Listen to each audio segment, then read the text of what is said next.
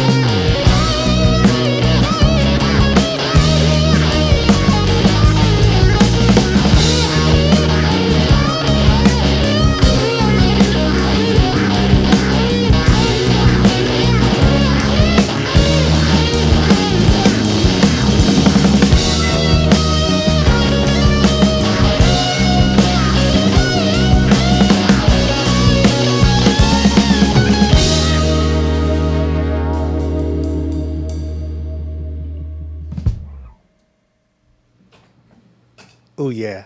Live on KEXP. Say she. Dropping it real heavy right now.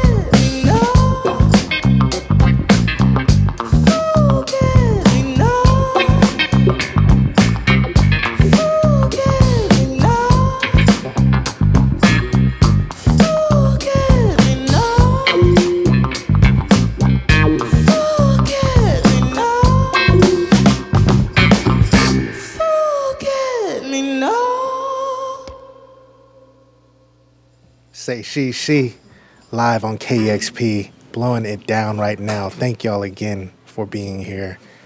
This afternoon show, I know y'all got one more. All right.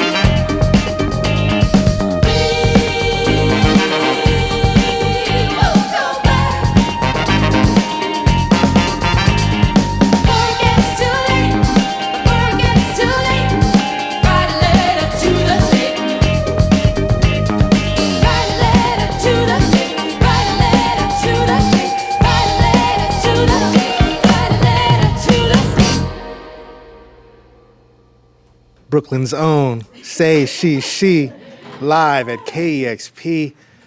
Yo. What's up, Larry? What's up? Spitting righteous fire right there.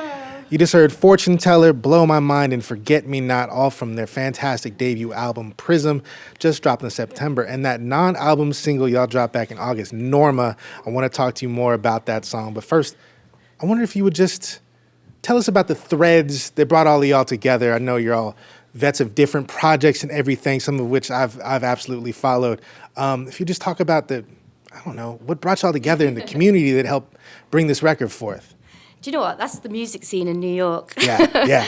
Maybe not just there, because some of the boys in the band, they're amazing, and they're in LA. So we found each other, the three of us girls, pretty much on the rooftops of New York, if you think about it. Sabrina and I lived upstairs, downstairs from each other. Okay. She'd hear me stomping around late at night doing my singing. I see those boots. I'd hear her early in the morning doing her warm-ups. So you can tell definitely the difference in our personalities. Gotcha. And Naya and I met at a party in Harlem, didn't we? We sure did. And the first time we all met, we just started singing at each other.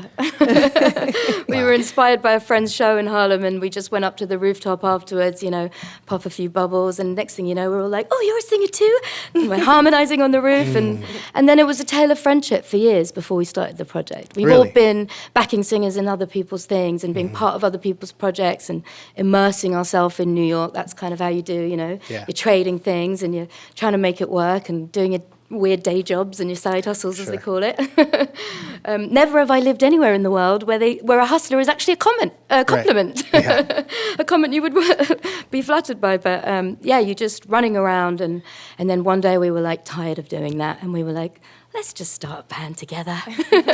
And we never looked back, really. I love it. The joy comes through. Y'all are having a blast up there. You can see that. And I mean, the harmonies, the way you guys trade off, I mean, did that come natural right from the jump, like how you were describing? Or is that taking some work to not get in each other's way and all that? Oh, gosh, it definitely just spills out of us naturally. Yeah. Like, especially with Naya, we do these high things, and we kind of, it's almost like a competition. Sometimes she'll sing the high note, and I'll try to go higher, and then it turns into some sort of, this cool little weird melody that we never thought of. Yeah.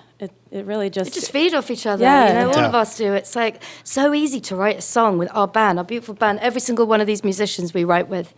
And we just love the process of discovering what the hell's going to come out of us. Sorry.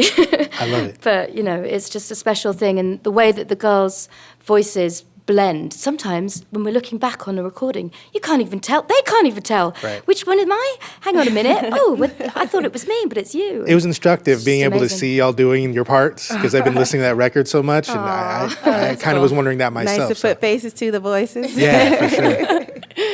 Right on. And also, thank you for being a group. There's no singing groups anymore. I don't know if y'all peep that, but that's a thing I talk about all the time. And that's an energy that we need. It kind of exemplifies cooperation, Definitely. It's the most fun singing with these ladies. As Piya was saying, when we get into a room, it just, we inspire each other so much. But really, it's just fun. And we only hope that when we're writing and when we're together, that it bleeds into the to the listener. So, yeah.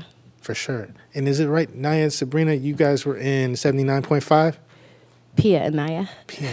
Pardon me. It's okay. Terrorize My Heart. That's still a bop. Nice one. Have you got the 45, though? Yes, I think I do, actually. Have you got the first version? Probably not. There was a very cool first version with a guitar from Matthew. Okay, I'll talk to you more about that later. I need that eBay exclusive, That's worth some bucks on the eBays.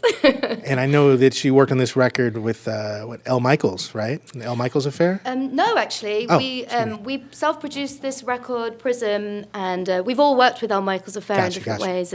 But those are in other projects. And now Sergio Rios, who's our guitar player, who you can hear, playing with us today. He's our producer, and we record everything at his studio called Killian Sound, and it's amazing. It's so good that we have to get on a flight from New York and go to LA to get there. But it's worth it.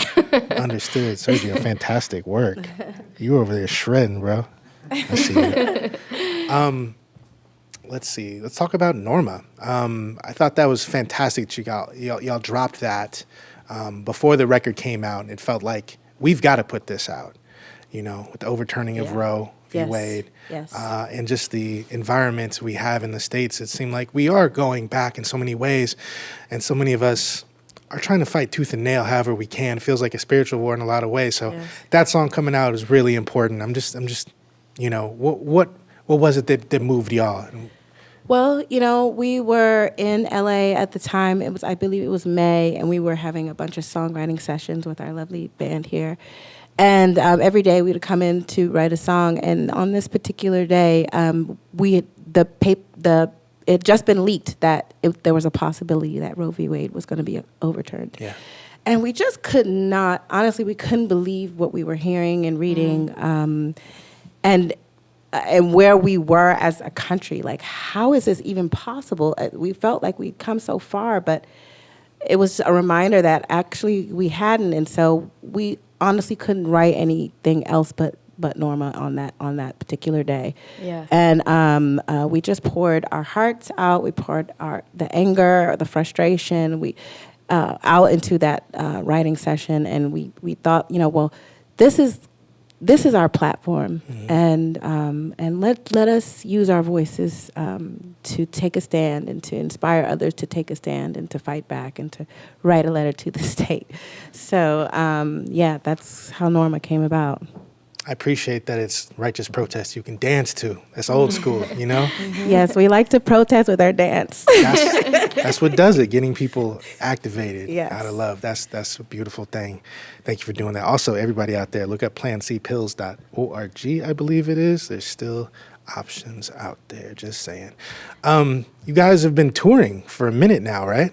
Mm-hmm. We have. Is this like the end of your tour? Right now? This is our grand finale. Okay. Tonight at Chop Suey here in Seattle. How has it been touring in the COVID times or so-called post-COVID times? Well, honestly, it's been incredible. We've been so lucky. The crowds have turned out and everybody's ready, I think, to just get out there and let their hair down and dance and be with us. And, our record can be a listening experience. It can be gentle and soft. But when we're at the live show, it's all about getting out there and dancing with each other. And, we always say our favorite vision of a perfect show is that nobody's looking at us at the stage. Everybody's just looking at each other and dancing with each other like old school disco style, So we've been lucky. Our crowd have been like that, haven't they? They've been amazing. Truly. Are you ready to go home? I could carry on. Right on. I can keep going. Got another couple of months left to me. Has the process of everybody touring together and just kind of gelling even more, has that brought more music that you're like raring to get down? Absolutely. I mean, every single day with our band, we write a song in one day. That everybody's so creative and we feed off each other's energy, and we're still in the honeymoon period, We all love each other and we just have a laugh, and then sometimes we're just playing around for a joke, and then we're like, actually, that's kind of interesting, and next thing you know, you got Forget-Me-Not. Yeah, exactly. So, it's just like 50% is like serious writing endeavor. And then the other 50% is just to make everyone laugh and have a good time. Absolutely. Keeps everybody on the same page when on the road in the van, Totally. I'm curious, what is the music that y'all grew up on individually that influence that you bring into Say She today?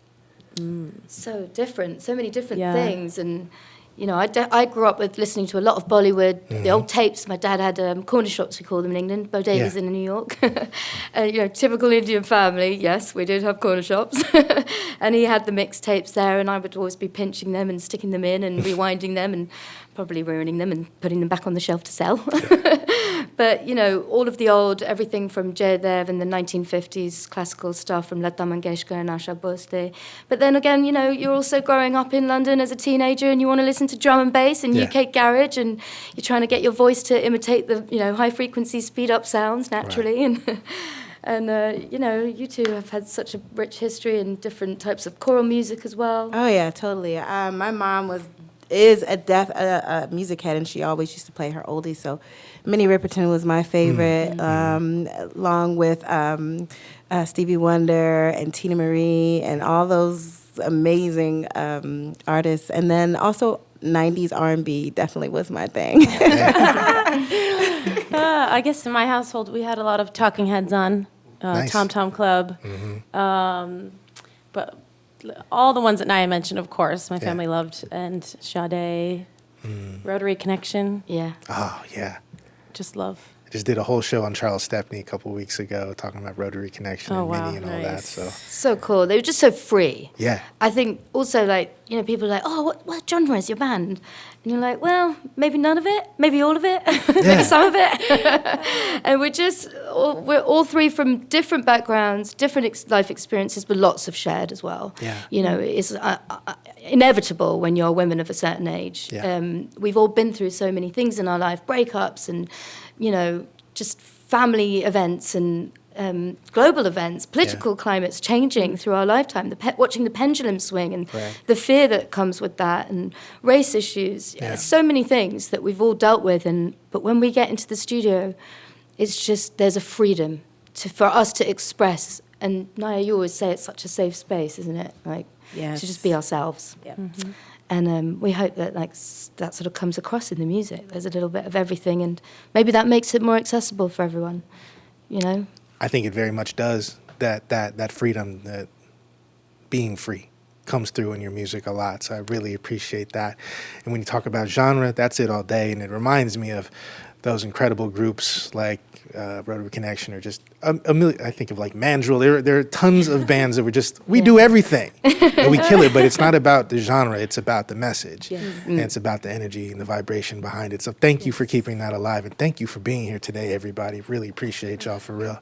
Thank you Thank you for having us. Truly. Absolutely. Fun. Say She at Chop Suey tonight. I'm going to be in the house for sure, checking them out. Make sure you check them out and get that album Prism and look for their next moves. Thank y'all again. Appreciate y'all. Thank you. Absolutely. This is you later. KEXP 90.3 FM Seattle, KEXP.org. All this happens because of your support. Thank you so much for making it so. Let's keep it going. Make sure you subscribe to the YouTube and all that so you can see this session when it airs on the YouTube. Thanks, everybody, for listening and supporting everything that we do here. KEXP, KEXP.org. Discover new music at listener-powered KEXP.org.